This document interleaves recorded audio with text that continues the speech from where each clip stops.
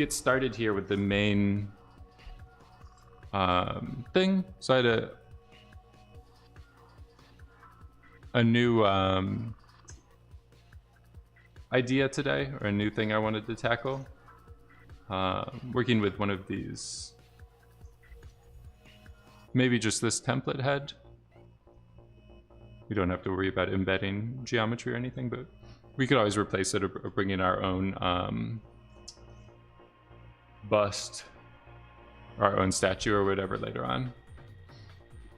We could even use this guy. Can do our own lobotomies with combining the different heads. So like a eyes wide shut character or something. But we'll just work with this head. And the nice thing about it, like if you press the 5 button, the UVs are laid out pretty nicely. And if you press the 9 button in selection mode, you can see they have already pre-grouped everything, so it's as well pretty nice that way.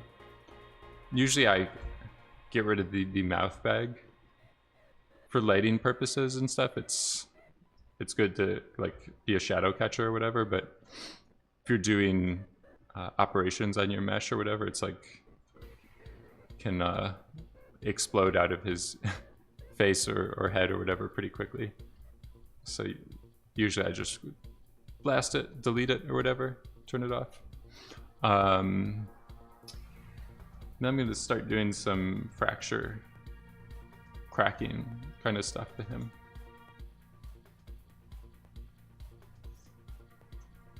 So we could do this and Voronoi fracture.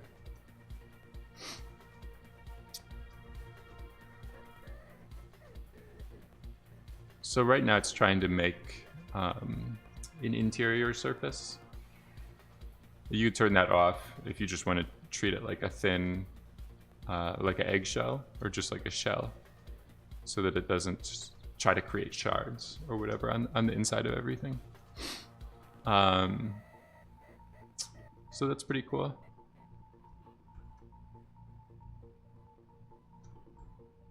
And by default, this is just the mesh, but if you want to pack the geometry, you can use this assemble. So this will turn each piece or each chunk into a packed primitive, packed fragment.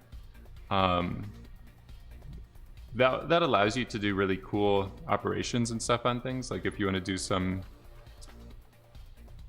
explosion effects or whatever, like shatter, without a simulation, just a procedural thing.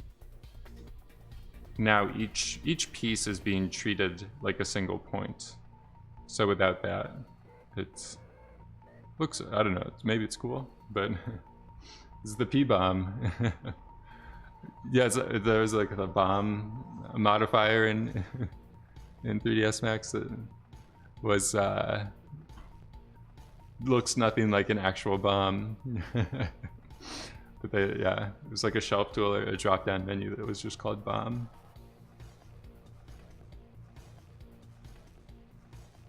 So that's pretty nice.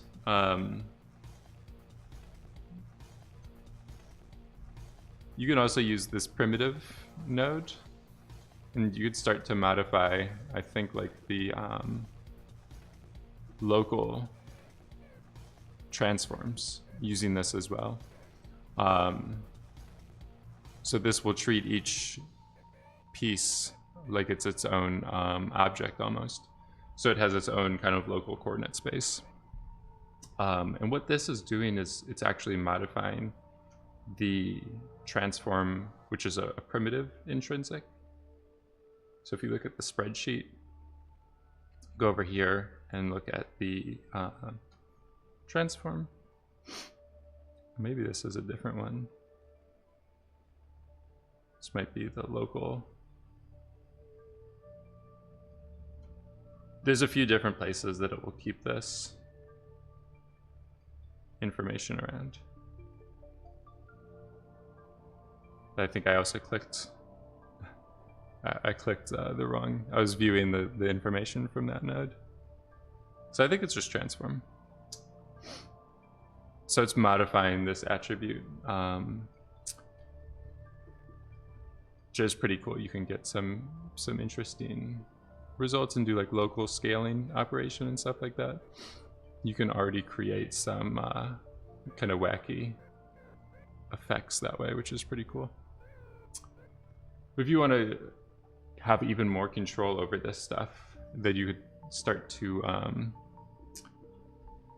work with Vex, and you can modify the primitive intrinsics that way. So instead of like a global, just a single value, you can start to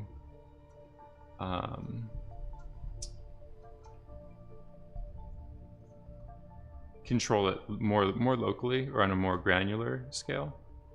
So each, you could do a variable, a variational like operation.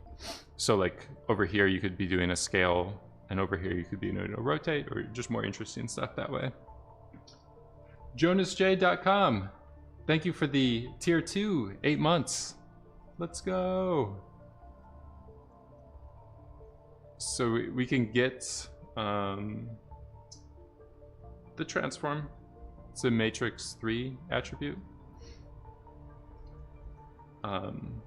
If you just use prim intrinsic function, 0. Steve GH, thank you for converting your prime to a tier 1. Let's go. So you do a 0 just to get the primary input, transform to get this, this attribute here, this intrinsic. And then the last argument is just the primitive number. So the current primitive, you can retrieve it that way. Just resub. No worries. Yeah, I know what you mean. It's they always they change it as well, which makes it a little bit more confusing. Yeah, that's okay, Jonas. It's been a fun project. I still need to do one more stream working on it. So I'm planning to do, there's like the bottom area where it was meeting, the can is meeting the water. I was hoping to, hoping to clean that up. And then also just working more on the shading and lighting of everything and making like a label for the can. But yeah, it's been a fun project so far.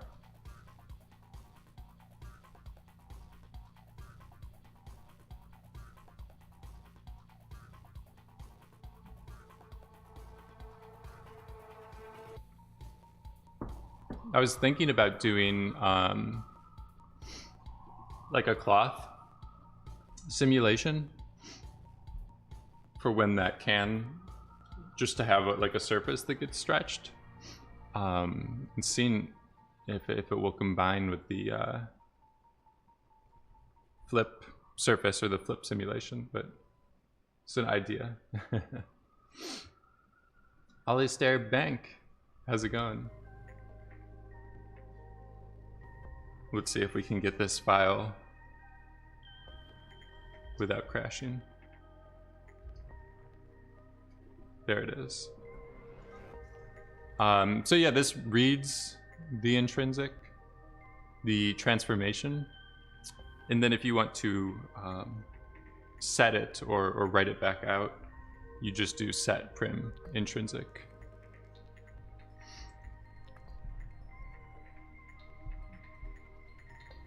So this one, you just do 0 again for the primary. The name of the intrinsic you want to set, the primitive number you want to set, and then the value to set it to. So it doesn't look like anything's changing, but we're just reading and writing this out. If you want to test it, we could do a scale operation. So we can do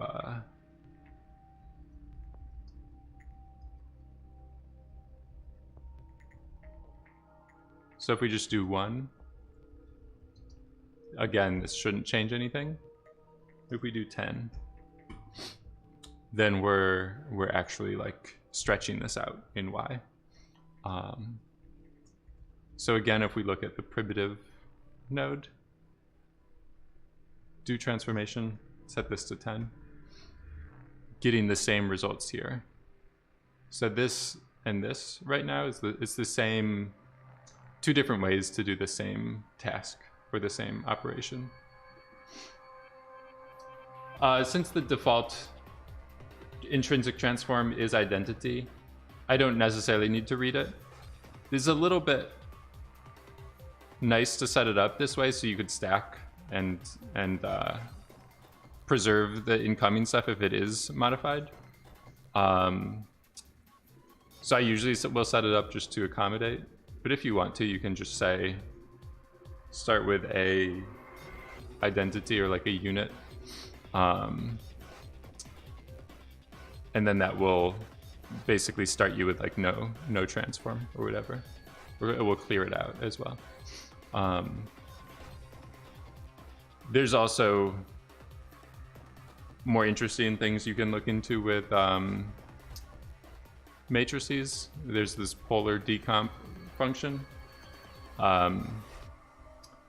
You can use this to like remove the scales of a matrix. So like this would just give you the rotation, but if you've skewed it, if we do a rotation, this preserves only the rotation, but sets all the scales back to a unit or 1, 1, 1. So yeah, there's cool ways you can get lost lost in the matrix pretty easily as well.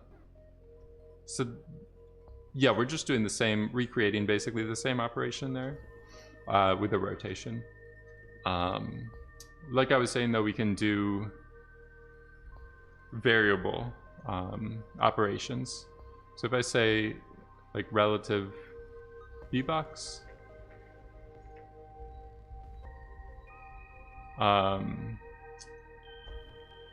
0 just for the input geometry, and then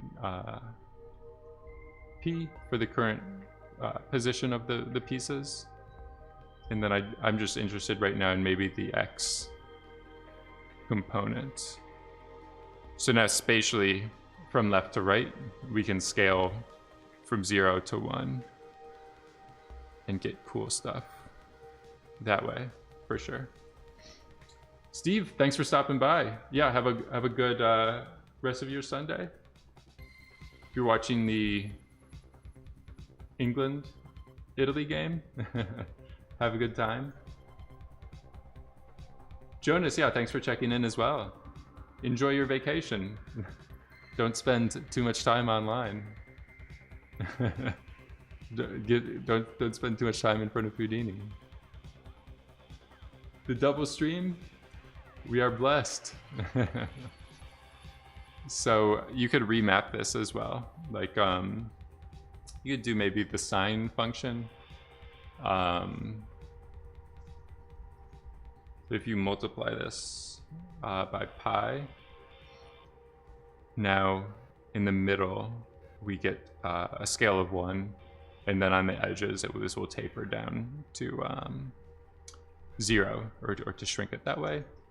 You can do other components as well for different parts of the mesh. Vegan nuts. Yeah, I've been trying to switch. It's been difficult, but I've been trying to switch to the morning. It's a more EU-friendly, European-friendly hours. But being on the West Coast or Pacific time, I think it's harder for as many people to follow along over there. So we get like too late quickly in the day. So we'll do scale. We can also do rotation. And the way that I usually set up this rotate, there's a bunch of different ways to set it up, but you can do it with the amount. So pi is 180 degrees, or half a rotation. If you divide that by 2, then you should get like 90 degrees or a quarter rotation.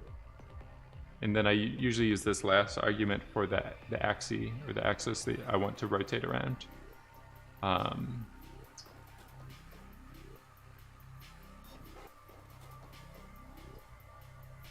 So we could spin this stuff maybe around the x-axis.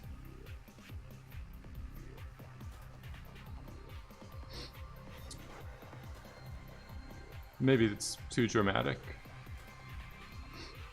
It's a slight rotation. So we're kind of back over here. When I started playing around with these rotations, we were getting a similar result. Oof, bringing the workstation overseas is stressful. Just need to use lots of styrofoam. You're not gonna take it apart or anything, you're just gonna fully assembled put it in?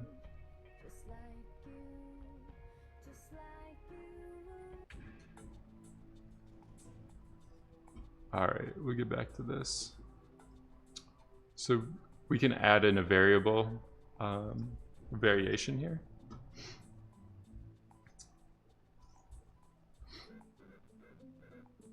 So I'm using the same sine function. We could also, maybe instead of doing that, just keep it with the relative v-box.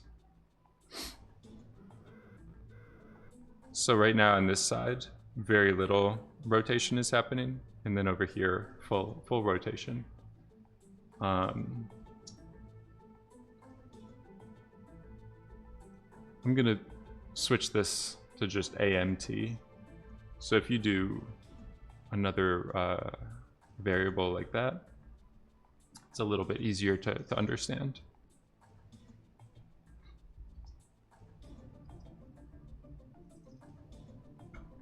So if I do 1 minus, it will just flip it around. So instead of going from left to right, now it starts with a little, very little fracturing to a lot. We could even do maybe a power. We have the power. So if you do, it's like exponential stuff, you can get some cool results as well. Let's see what we...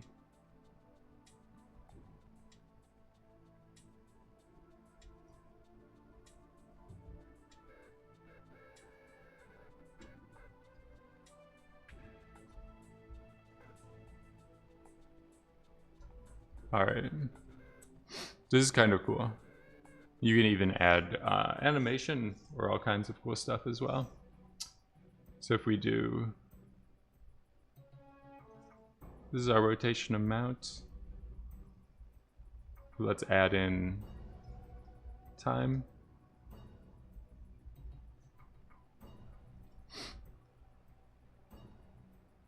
You can get some cool rotations as well.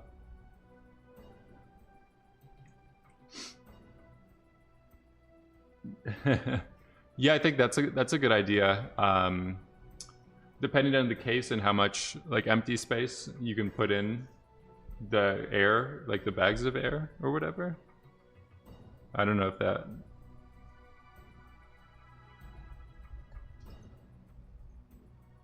Air pillows.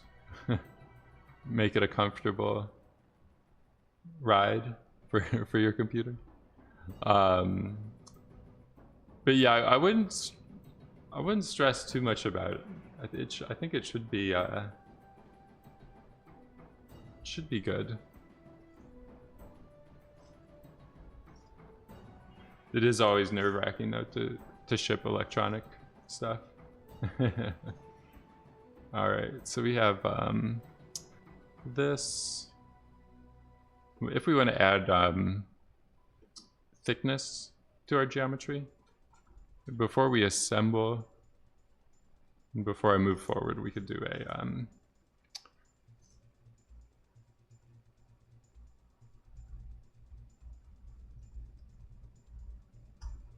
can do a scene file. We did a lot of code typing.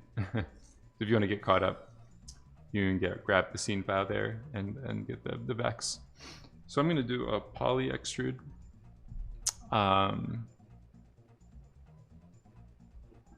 And this should let me just add a little bit of thickness to these pieces. If you do get problems, sometimes switching from primitive to point normal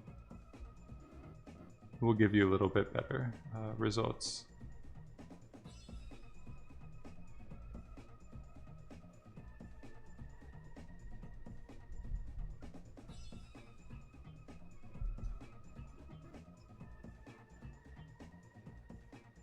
So if we look at point normal, primitive normal, sometimes you'll get some spikiness or stuff like that.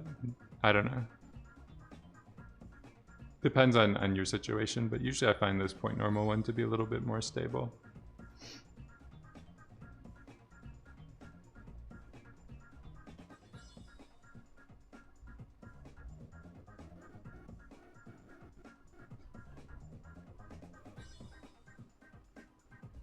So I think it just looks a little bit more cool if these things have a little bit of thickness to them.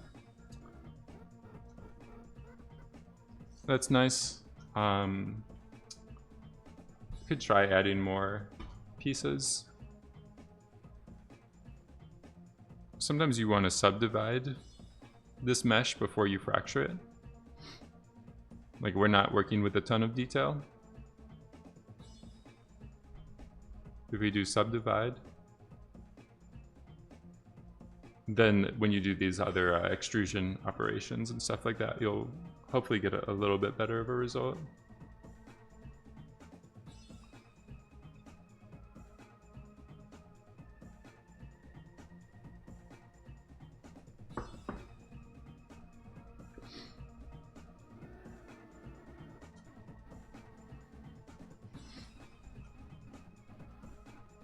So we've got our disintegrating man. We could also add a scale.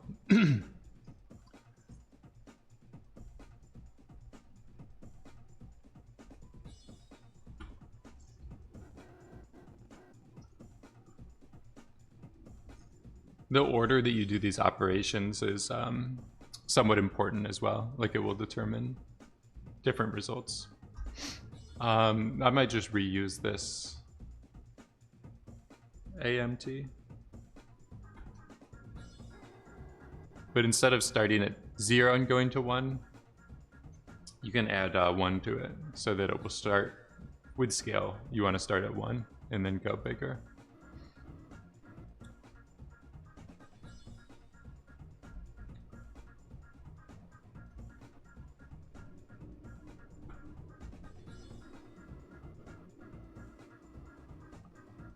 And then, like I was saying, the order of these operations is important.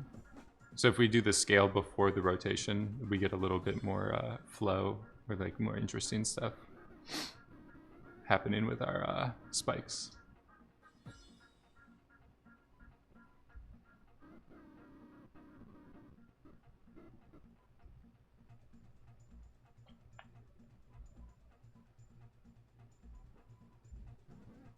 Oof. It's too much. So even this is already pretty cool.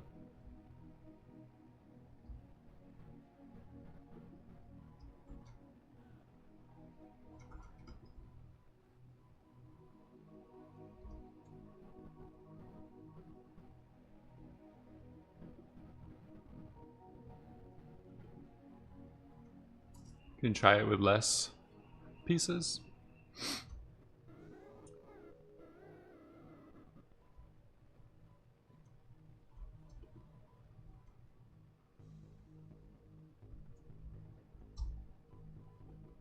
I'm gonna go up super high.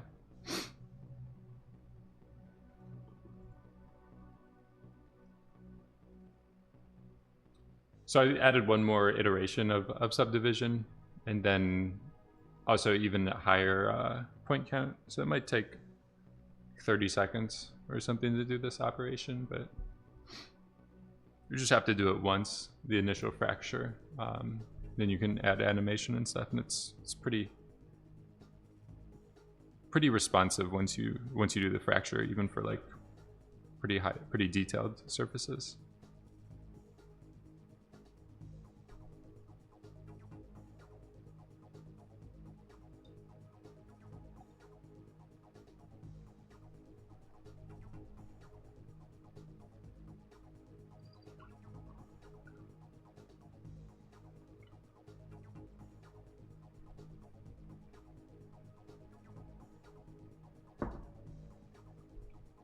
Maybe more than 30 seconds, maybe a minute.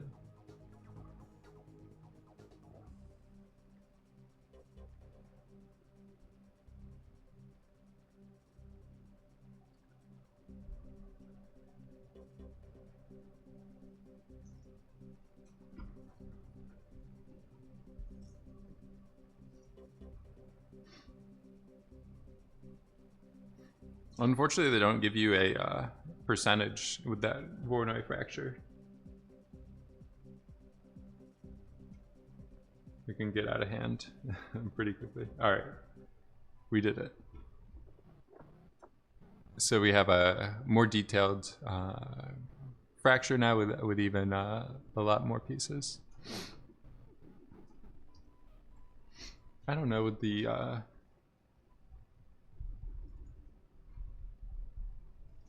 rotation, we can try adding more.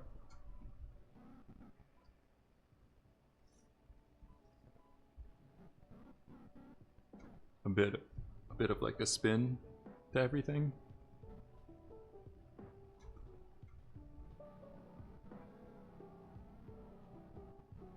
It's pretty cool.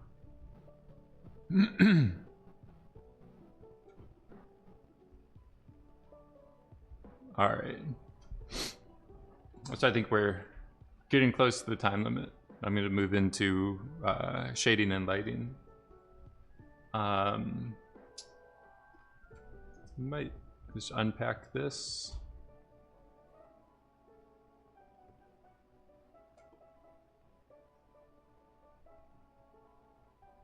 You have to be a little bit careful with this shop material path attribute. If you're rendering with Redshift or stuff like that, it can override or it can mess up your shader assignments.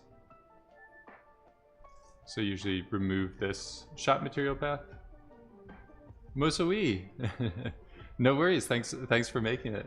Yeah, we did some fun stuff at the start of the stream.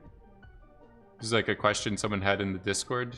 We were doing this kind of vellum statue stuff. It was getting different levels of like jitter or whatever. But yeah, if you scroll back in the stream, you can see this part of it. Then just been messing around with some fracture and the primitive intrinsic stuff. A light, you want to do a light inside of this, the face. That could be cool. It will be like like just these cracks could be very energy. It's charging up. So yeah, we get rid of this. Make sure you don't have this shop material path if you're going to render with Redshift. And the rest of this stuff is okay. So we just need a camera. Maybe move it over.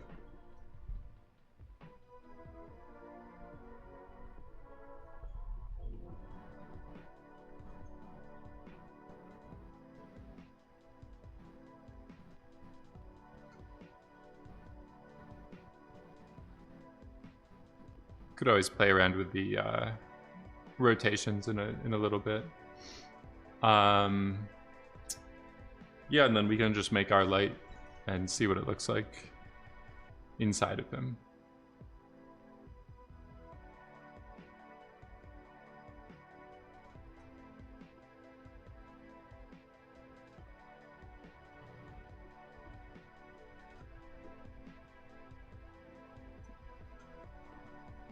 It's gonna have lasers coming out of his eyes. Alright, so we have material, redshift material. Put it on. We could just leave this close to the default. I don't like super sharp reflections, so I usually start with those a little bit blurry.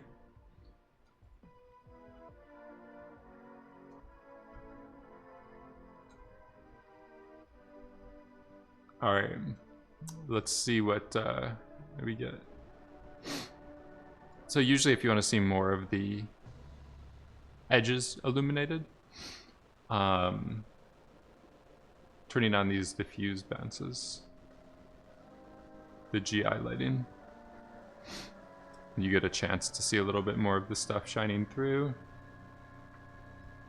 I'm going to turn off the ASUS stuff for right now, and turn on the updates for the IPR stuff.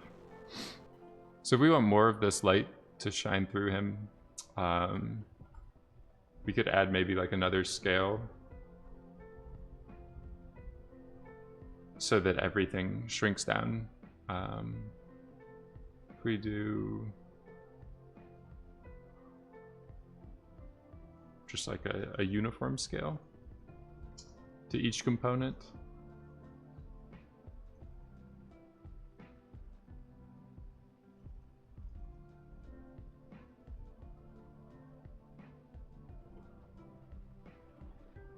Let's see how this looks.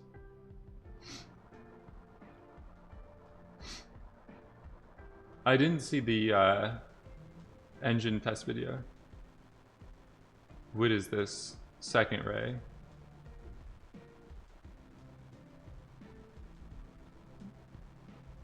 Is this a render engine?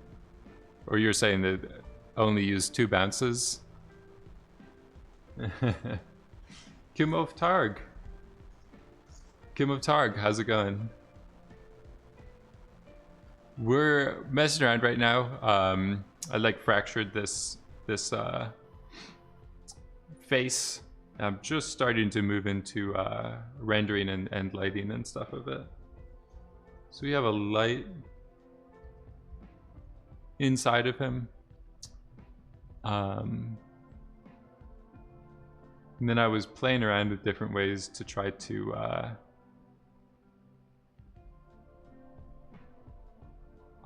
shrink the scale of him. Okay, so I think my exponent there might just be too intense.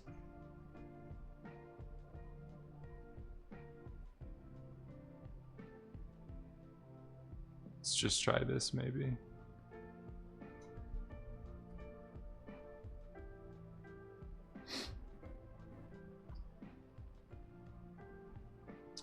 Italy versus England.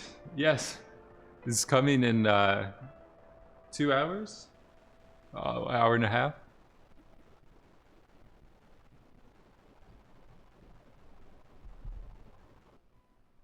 Oh, in the other options? I didn't see that. That's a new option? This is definitely the slowest way to do it.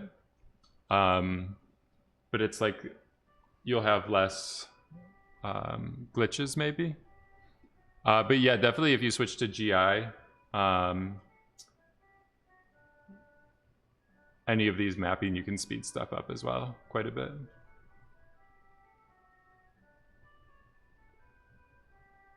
Ooh, man versus machine. He did Oh, they use pause. I think that's pretty common. I don't know if studios get into a time crunch, they'll definitely just start with tutorials. Sometimes as well, like the artist will they'll be given a design prompt, like from the art department, and the art department has found like they give you a style frame from a tutorial to recreate. Okay, so we'll go into our HDRI folder. Where did it go? I'm just gonna work with this studio.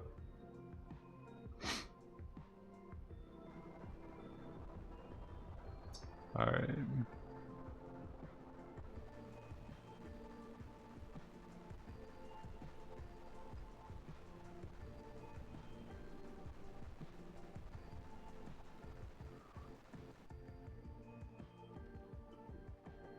Let's try, I might get rid of this scaling stuff that I was doing. I think England's gonna win. If I, that's my guess.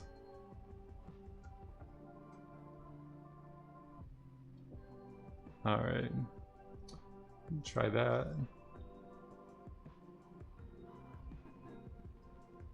I'm just gonna play around with these settings a little bit more.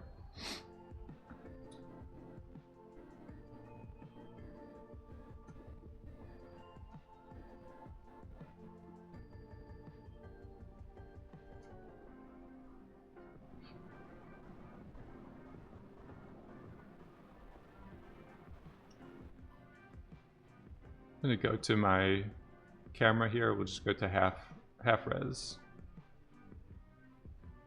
Should be a little bit more like lightweight or whatever to work on that way. Yeah, we could keep playing around with these rotation settings a little bit. Maybe let's try this viewport IPR. Might be a little bit more fun to work this way. So maybe the scale stuff here is getting like too sharp or too big.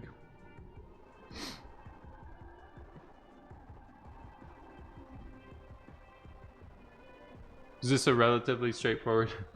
It's pretty simple. I'm doing this Vex code here is like the most complex part of it, but other than that, it's very simple. Fracture, extrude pieces to add thickness, crash, Houdini to. I think that viewport IPR stuff will it make it a bit unstable. I don't know. No worries. It should be. I'm gonna turn down the fracture settings a little bit because that part was slow to cook. All right. Let's go one subdivision lower. And do some bigger pieces. Then we should be good. How's it going at Venice Beach? Is this super hot? I'm up in San Francisco. It's a little colder up here today, but yesterday we were feeling the heat wave.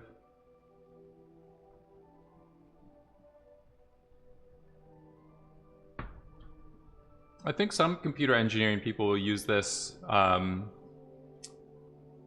software. It's more maybe for game development or animation or visual effects, but even like some machine learning places are using it. Some engineering people are definitely using it to visualize some things like that. If you look at the side effects website, I think they do a good job. If you look at the I don't know, maybe not as much.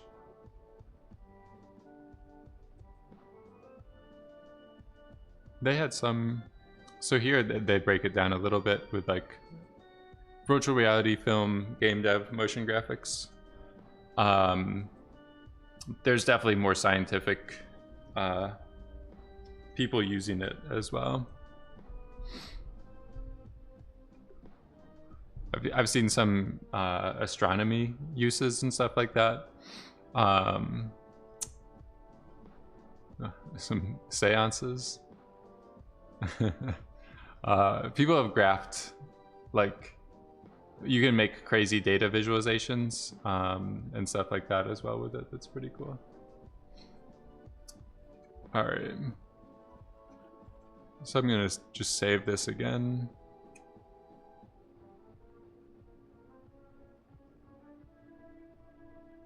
Go up a version. If you guys want to get caught up, you can grab this scene file.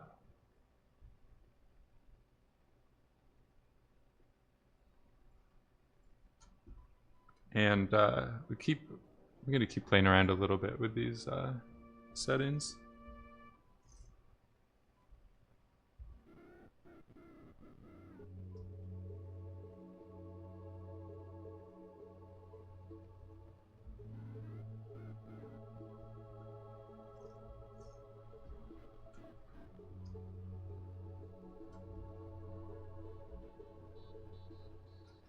So I think maybe if we keep this silhouette of the face, scared to transfer the Redshift license. It shouldn't be too bad. I think I did it a while back and it wasn't as scary as I thought it was gonna be. Diamond Gamer, how's it going?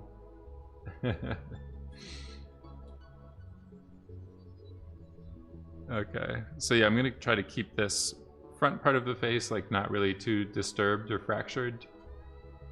And I think that should be a little bit cooler of a composition.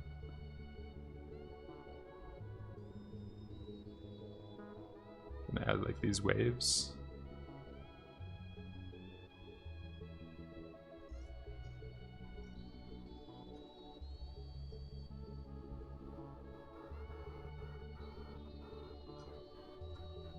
So add some more of the scale.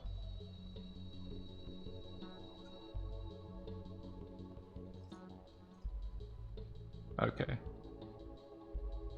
Let's get our viewport IPR going. Maybe a little wide angle of the lens. We could move our studio HDRI around a little bit. I'm gonna get rid of this light inside of him for right now.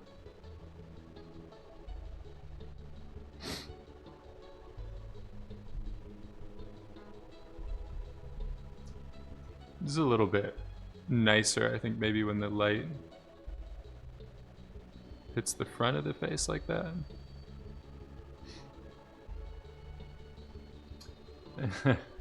New York is having floods and the West Coast is having droughts. It's the polar opposites.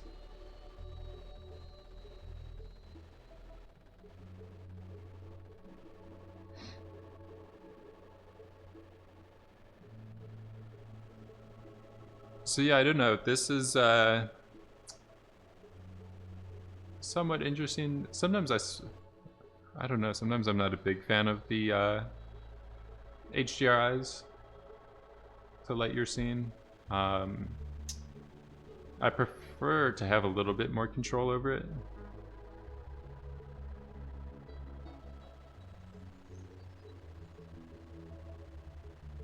And add some randomness to this, maybe.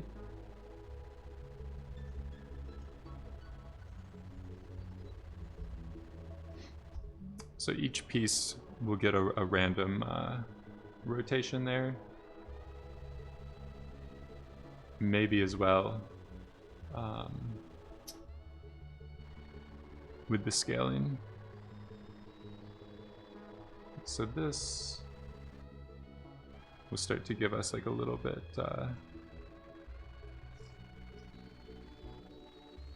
more interesting composition, more dynamic.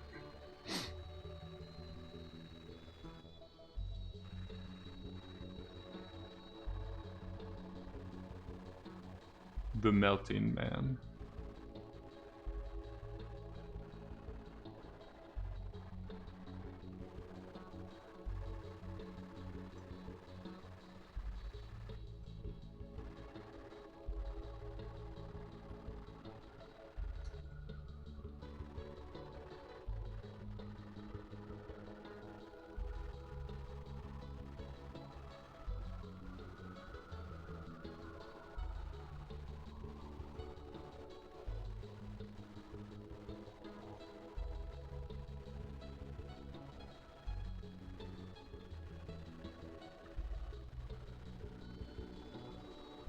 All right.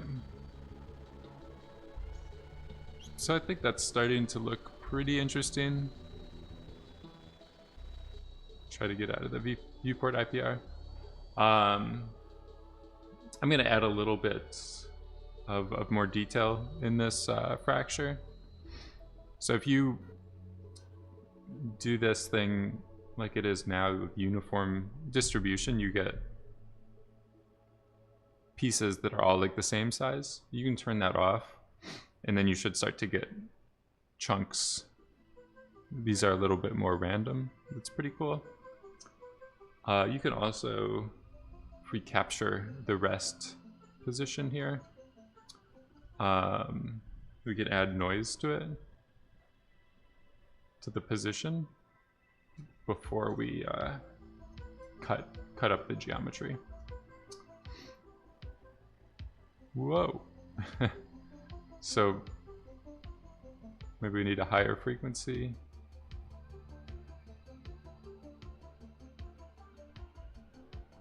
Sorry. I'm sorry, sir. And just noise him up a little bit.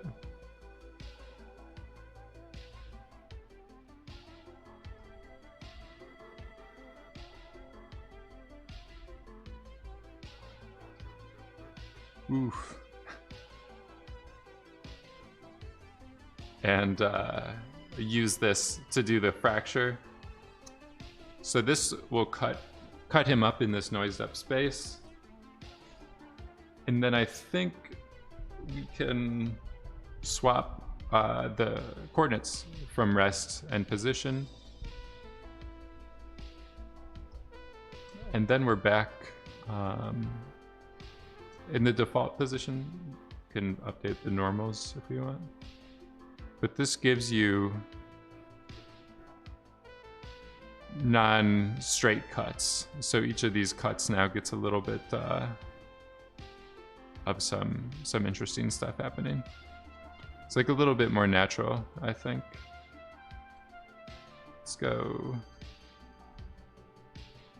We go with a higher frequency. Maybe another layer of subdivision.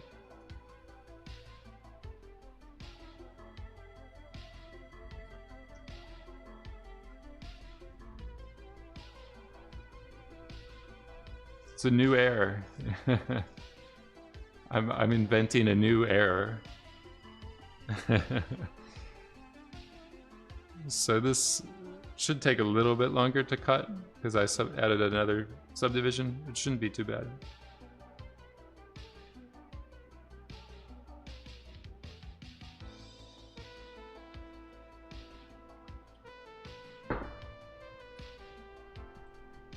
But yeah, there was some interesting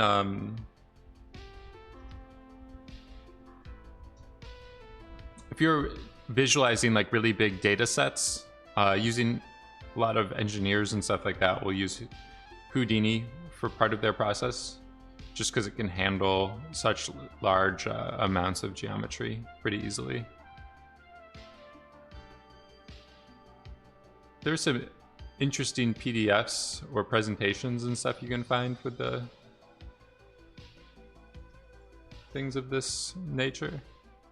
I think with there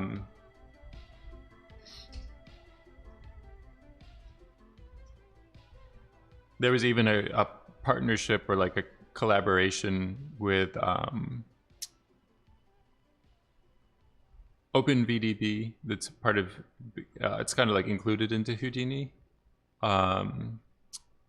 Then Ken Museth, who's the developer of it, I think they did a collaboration with SpaceX to visualize some of that stuff. It's like a combustion engine.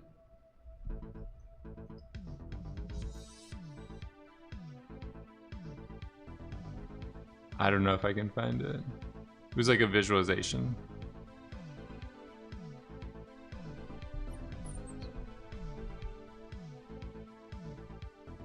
It might be on his website.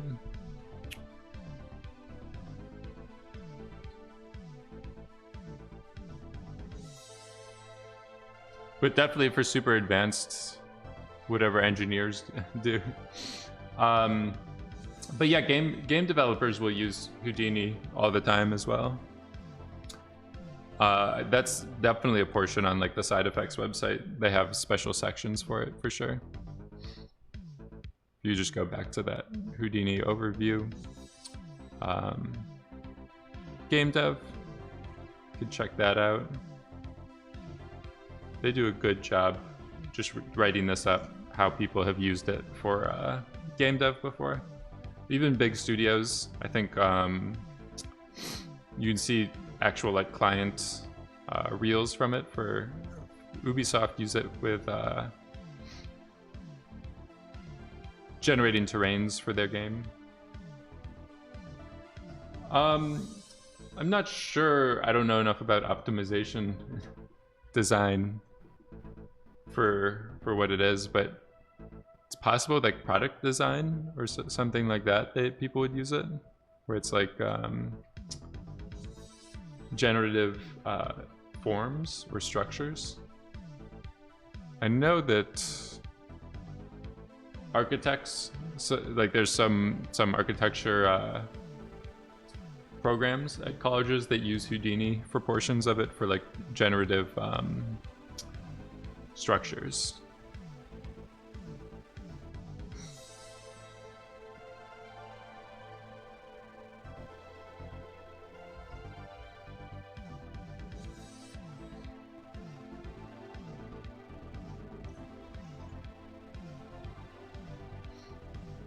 It's somewhat similar to CAD. It's like there's one fundamental difference that's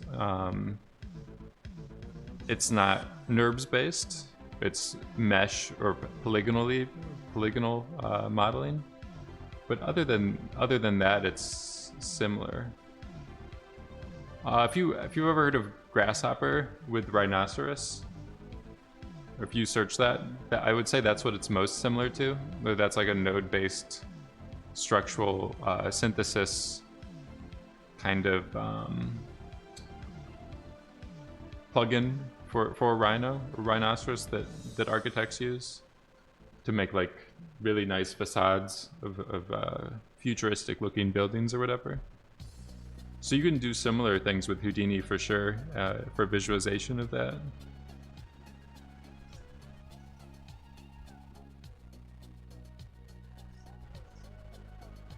I'm just playing around with the light.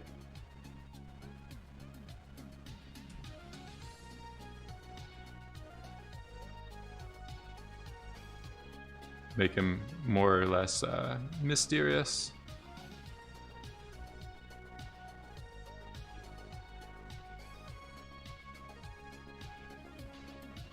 Right up in the grill.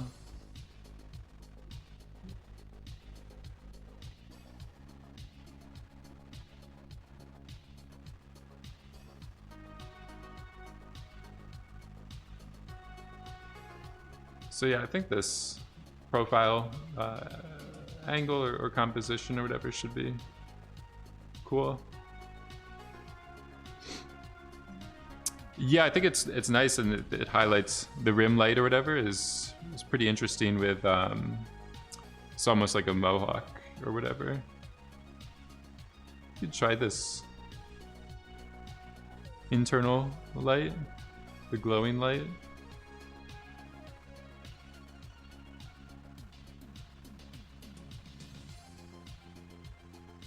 he has some power inside of him. Yeah, I don't know. I was having to like make the pieces smaller to have this shine through enough, and then it was kind of breaking like the composition a little bit too much, so that's why I stopped using it. But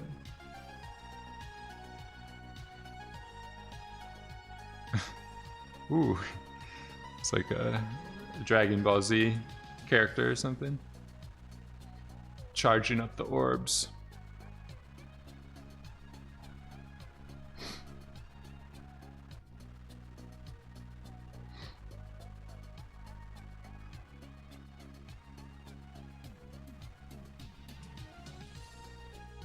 Alright, so I might pull that one back.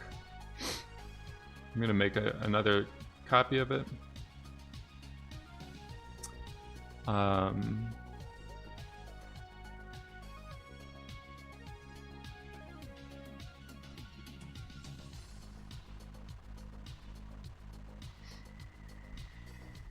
trying to make like just a fill light with that one.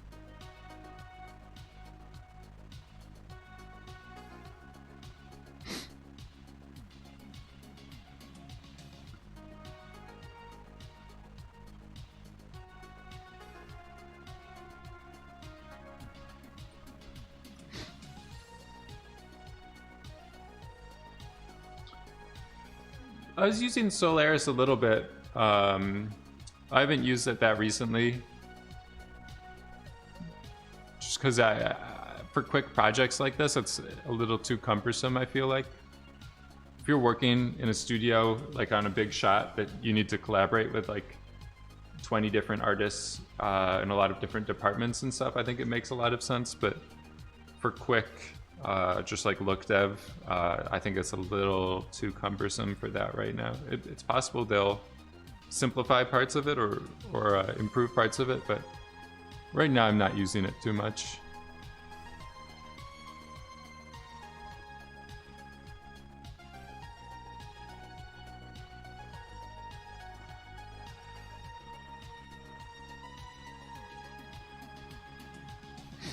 Alright, we'll just get him centered in the frame. Karma? Hopefully it at least gets like OSL or some other advanced features supported as well, but it seems to be getting left behind a little bit right now.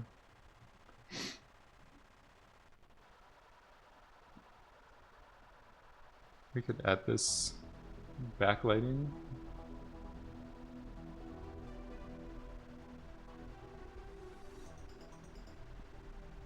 Get a little bit more saturation. I like Arnold. I've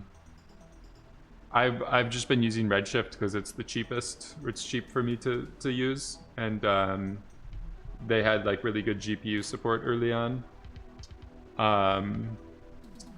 So that's why I'm using Redshift mostly, but I've used Arnold in the past, and it's definitely a really good, like, nice render you can depend on for really big productions, like big film studios are using it all the time. Redshift is a little bit like more rough around the edges, but you can get, it's cheap and you can get like fast, nice results out of it for sure. Windows 11. I don't know what did they add in Windows 11? All right, getting close to something that's looking pretty good. Can turn that viewport IPR off. We'll save this.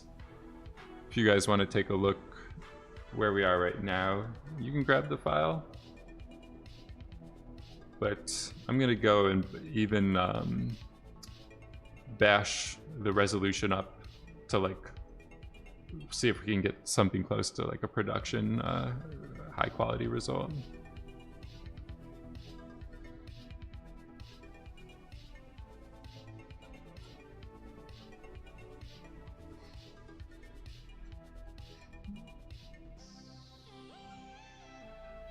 Yeah, I don't know. The only thing I've seen with Windows 11 is people complaining that they have really good hardware or graphics card, but it still won't run. Like it's not powerful enough to run Windows 11 or something.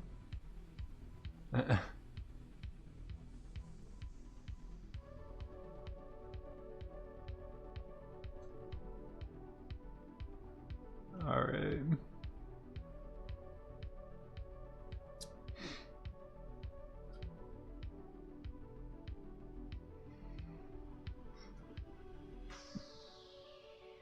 We could try. I don't know. I think it's okay, but one thing that could be cool to try is like if you distribute these points by an attribute.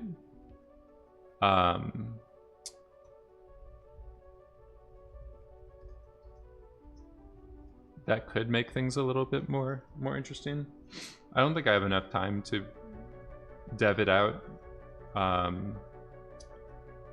but we can assign density here so that like more this will cause more chunks to be at the front of his face and less at the back. We can give it a try. This should take maybe 1 minute or something to fracture.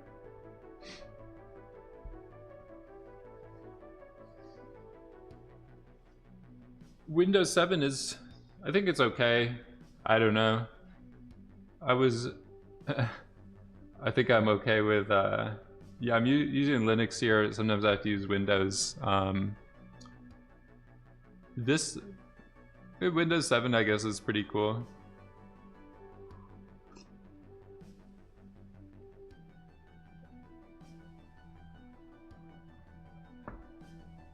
I wouldn't mind if it was Windows XP, but like all the software was still compatible with it. Like just in terms of user experience or user interface, if it still looked like Windows XP, I'd be fine with it. I was trying to mount like a network share on my Windows partition the other day, and it was just finding like the section to enable services for it was, there's like 8 different places the control panel settings are stored in Windows. I had to go into the registry editor, which is never fun. The article I was following was like, and then just simply go into the registry and edit this entry.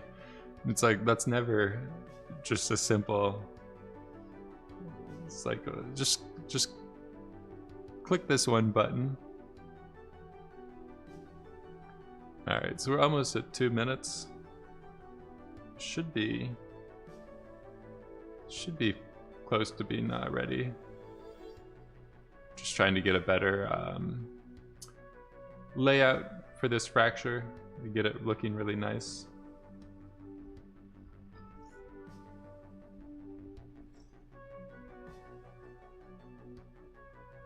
Okay, we got it. So yeah, with a nicely subdivided mesh and then this noise and then reverting back to the original space, you can get these interesting non-straight edges to your shards for sure. Oh, that was I think the Blender Guru prepared it.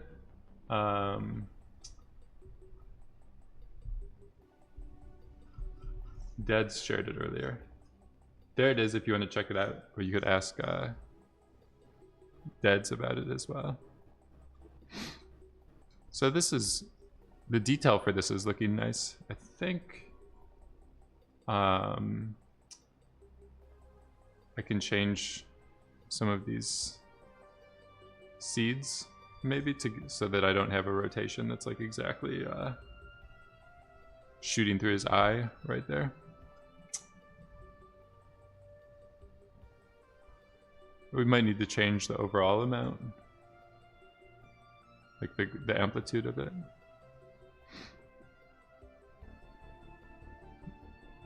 So I think the pieces in the back, I left them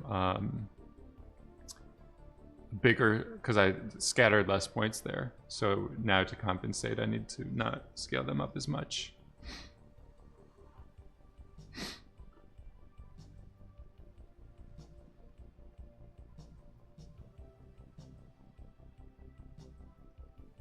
I'm starting to lose a little bit of his face. See what it looks like. This is a 5-gum advertisement. It's like a mango flavor. Junio, how's it going? Yeah, we're almost at the end, but it's the right time if you want to see some nice pictures. So we could do higher resolution. I don't know the viewport IPR if that, how much that affects it. But yeah, just trying to get some cool detail. Maybe we move this light down a little bit.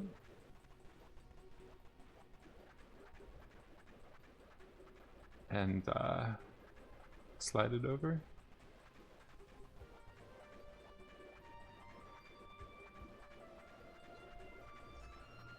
I didn't even know Windows. I don't think I've ever used Windows 8. Is it? Windows 10 is what people are using right now.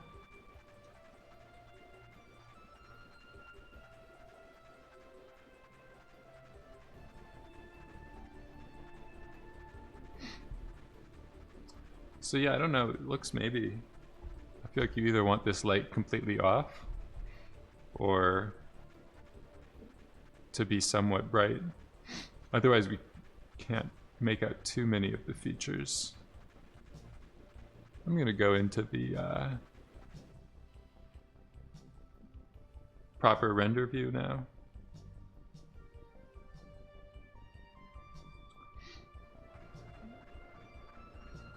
It was like a beta. It was only available for 1 year. Alright, let's get the pane a little bit bigger. And just gonna do some color corrections.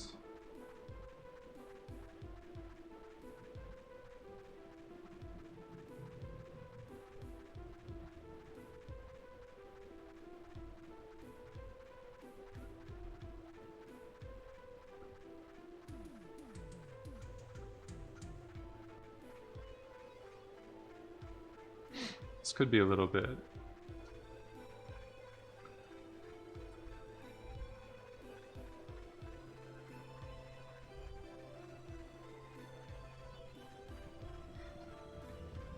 I feel like getting these shadows in your lights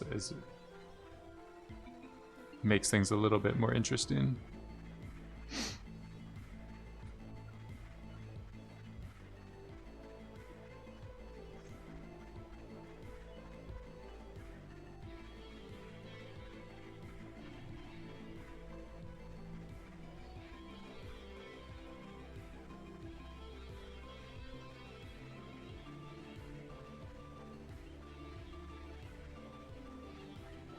Ooh, pineapple.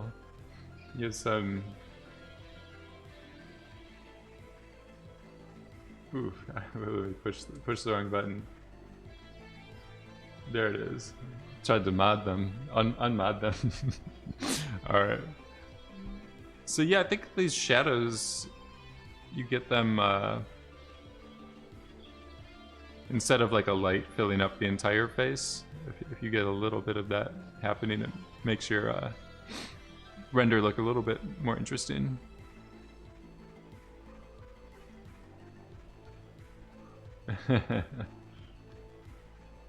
I used to get more of those bots in here. I don't know if they were gone for a little bit.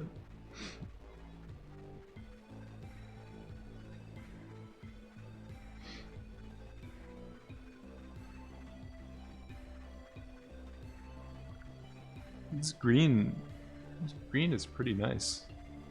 It's like a nuclear infection or something like that.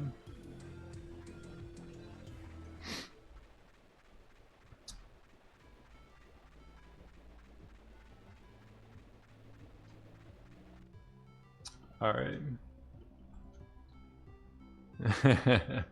Yeah, I need to get some. You could start modding, you guys. I haven't. I've been too lazy to give out even the VIPs or whatever. Get you guys at the bottle service, the VIP lounge. So I'm gonna do one last thing, and then I think we'll be good for today. Give you guys an hour to buy a bunch of beers for the game. So take these 10 minutes or so to wrap up. So I'm gonna add to the Z component, subtract from it. If we subtract 1 like this, he just shifts over by 1 unit. But we could multiply this by our amount mask attribute. So we're kind of stretching him now. And then we can also do this randomly by each primitive number.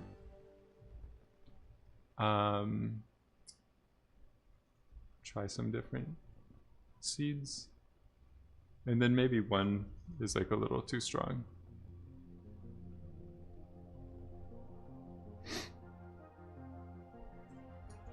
I'm gonna add this exponential remapping.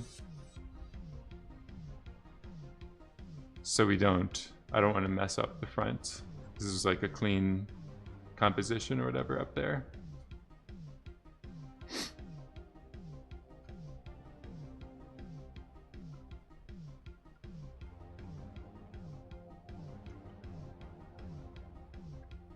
I'm hosting the game party. I'm gonna get 3 large pizzas and 60 beers, and that's all that's that's all that's available. Light beer and cheese pizza is a classic.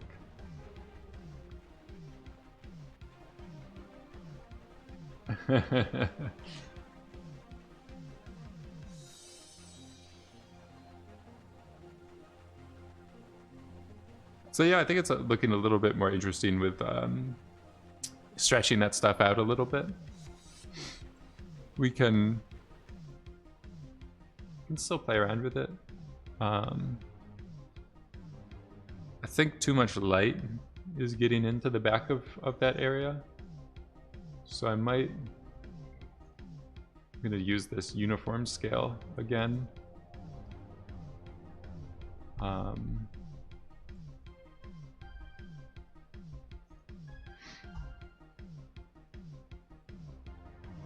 Let's go up here. So I'm just trying to stretch the pieces in the back here.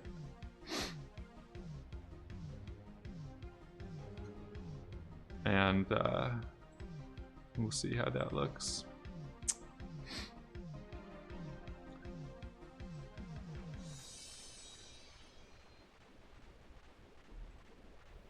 So yeah, I think it's a little bit more interesting to have that stuff filled in.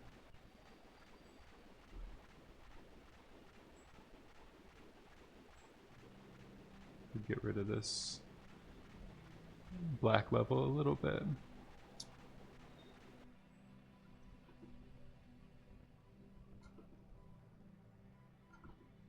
Let's take a look at the thank you, Junio. I think I'm gonna turn off this stuff for a second. just look at the speculars.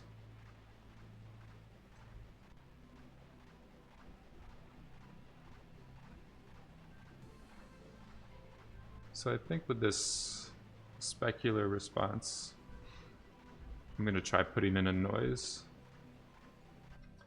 Yeah, the OSL streams, you can do some more. There's definitely some more advanced topics we could get into. The dream OSL application for me is making a building shader. You can find like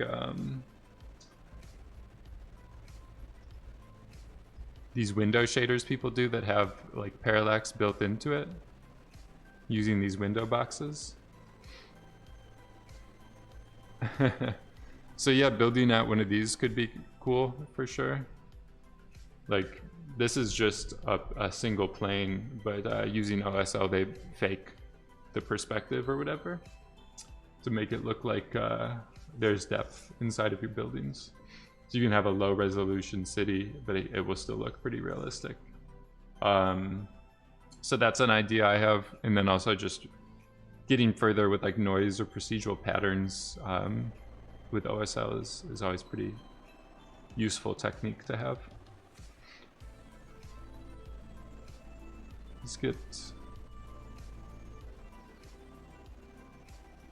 I don't know, maybe this FBM is just a good standard one to use.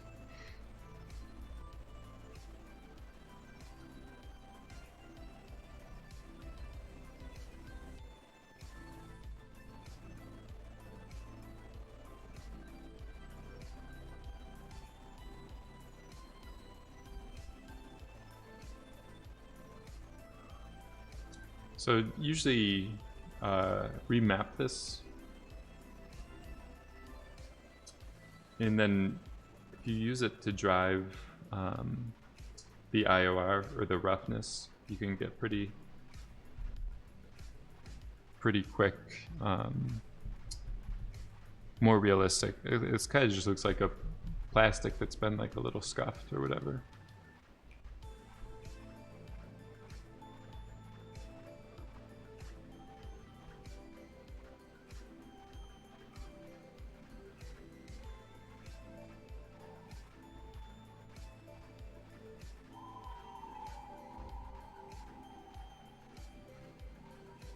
So just break up the specular or the reflections a little bit.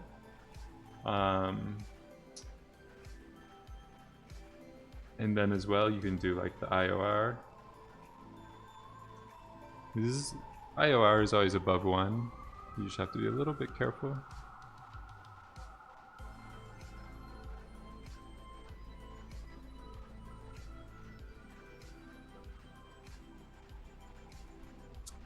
But yeah, it's nice to add like a little bit of realism, I feel like, with it. Anytime you just have uniformly like specular response, I think it just always looks a little bit like CG or whatever.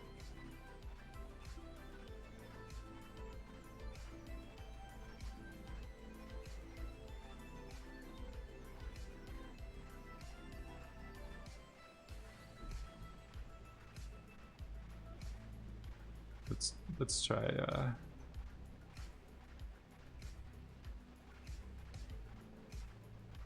little bit bigger of a pattern.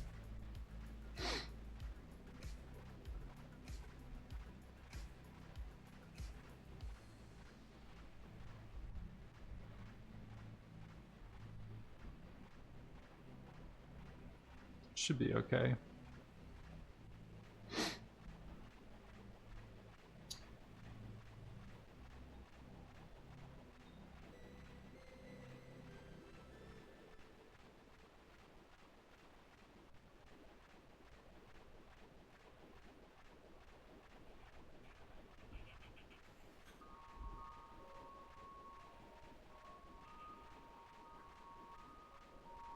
All right, I think we're almost done.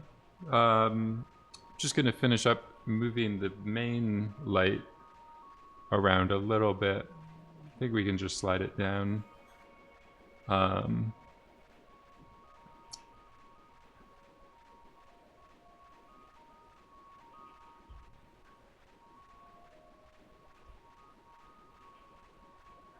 So this is the main light here that's making that part so hot or so bright because it's too close. I think we can go around like that. Maybe.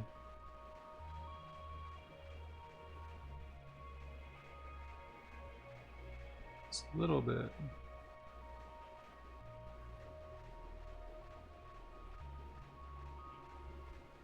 A little bit too much. Vegan nuts. Good luck with your flight and good luck with the shipping the computer. Hopefully it's still functions. But yeah, hopefully it's not too much stress. Hope you have a good flight.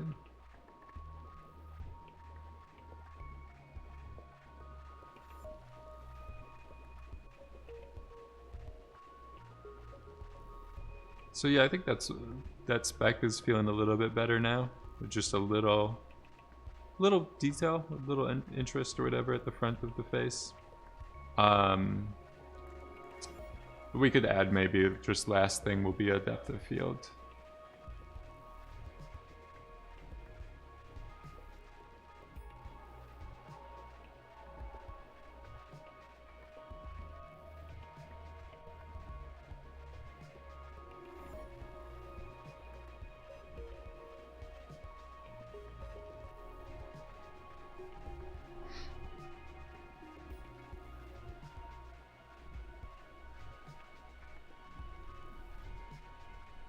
This might be a little extreme.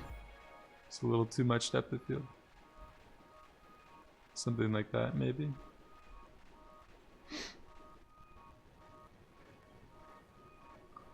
This is just with that light dome back on.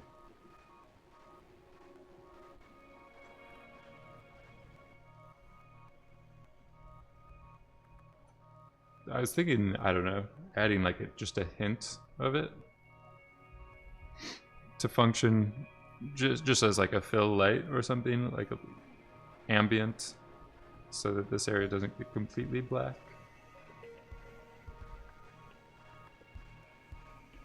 Well, I think it's nice with the composition to keep it pretty dark.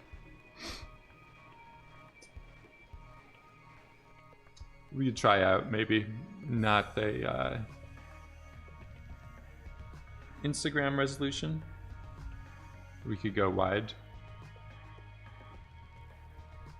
widescreen.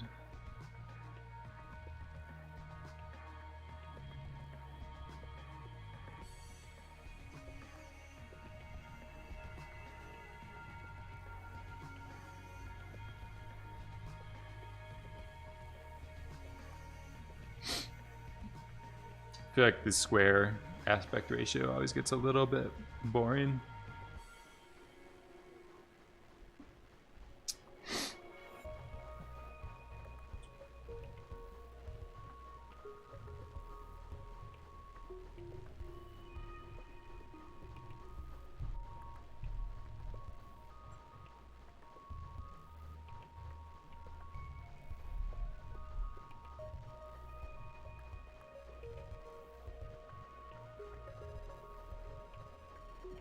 So yeah, that's what it looks like.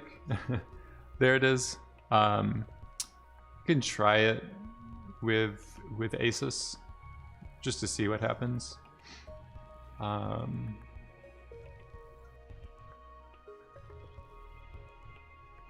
feel like this, if we're gonna be somewhat colorful or like saturated or whatever,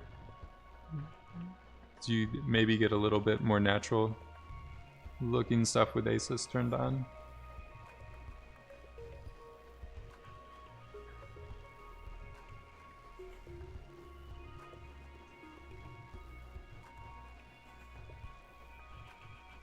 This is our toxic Avenger. Alright. So yeah, that's it. If you guys want to check out the scene file, you can grab it. There's I think the only thing you'll be missing is like this HDRI, but it shouldn't be a I'm using it so small, you could probably just set this to white or whatever, like without the texture. It should be okay. I don't know how that got. I don't remember setting it. Okay. All right. So yeah, that's it. Wrapping up here. Hope everyone has a good rest of their Sunday.